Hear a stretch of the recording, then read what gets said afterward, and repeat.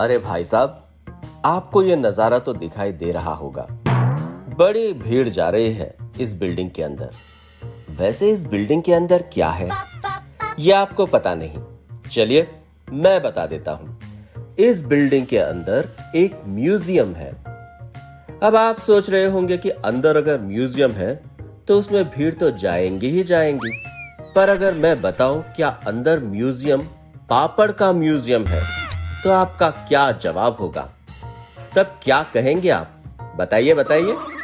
अब पापड़ की क्या कहानी है और इस पापड़ की म्यूजियम की क्या कहानी है, इसको जानने के लिए तो हमें कहानी शुरू से सुननी पड़ेगी।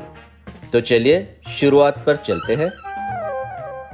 वैसे इस कहानी की शुरुआत 70 साल पहले होती है, जब घनश्याम दास के पिता श्याम दास पाकिस्तान के सिंध से भारत आते हैं और साथ में अपनी विरासत भी लेकर आते हैं।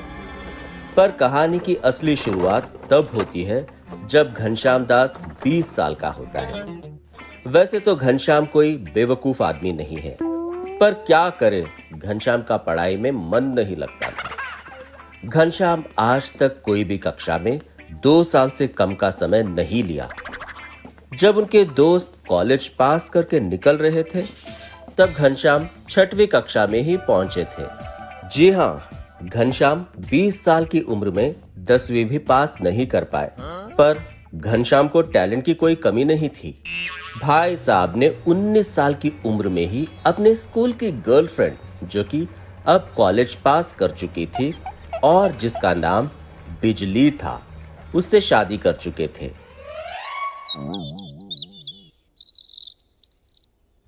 तभी उनके और उनके पिता के बीच की बात कुछ इस तरह से थी। अरे करम जले, अरे बेटा घटोत्कच, आज तक तूने कुछ किया तो नहीं, बस लिया ही लिया है। पहले अकेले तेरे को पालना पड़ता था, अब बहू को भी पालना पड़ेगा। अरे बाबू, अरे बाबू, अरे बाबू, ज्यादा एक हंगल बनने की जरूरत नहीं है। न हम भगवान के सलमान खान हैं, न तुम भगवान के अमिताभ बच्चन, समझा?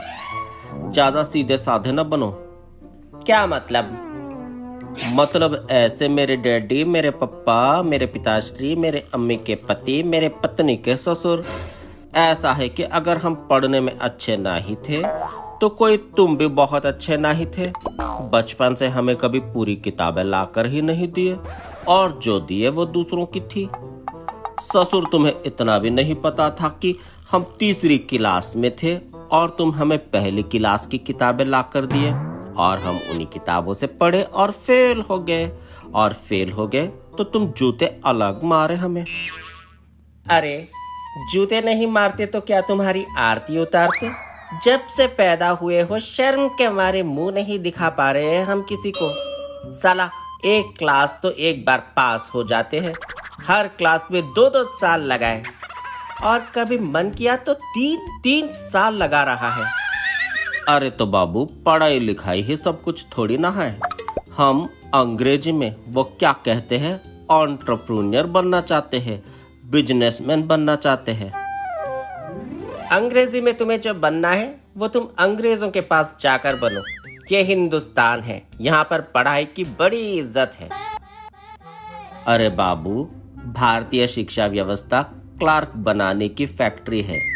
ये एक ऐसी फैक्ट्री है जिससे निकलने वाले आदमी को बस नौकरी का ही सपना दिखाई देता है, अपना कुछ करने का कोई सपना नहीं दिखता। और हम जो है ना बाबू, बहुत सपने देखने वाले आदमी हैं। तुम्हारी मौत का भी हम सपना देखते हैं, वो पता नहीं कब पूरा होगा। सपना तो हम भी तुम्हारी मौत का देखते हैं बेटा, और तुम्हारी हरकतों से लग रहा है कि बहुत ही जल्द सच होगा। ठीक है बाबू, जो कहना है कह लो, हम तुम्हें धन्यवाद कहते आए थे। धन्यवाद कहना है तो अपनी अम्मा को कहो, उसी ने तुम्हें पैदा किया है, उसी ने तुम्हें पाला है। बात तो तुम सही कह रहे हो डैडी जी, पर तुम्हें धन्यवाद इसलिए कहने आए हैं कि तुमने हमें वह बात सिखाई है जो हमारा भविष्य बनाएगी। ऐसी कौन सी बात कह दी हमने?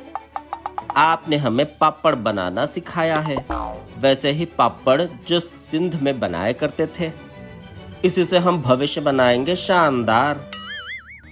बेटा, सपने देखना छोड़ दे, पंचर की दुकान खोल लो, तभी अपने परिवार को चला पाओगे।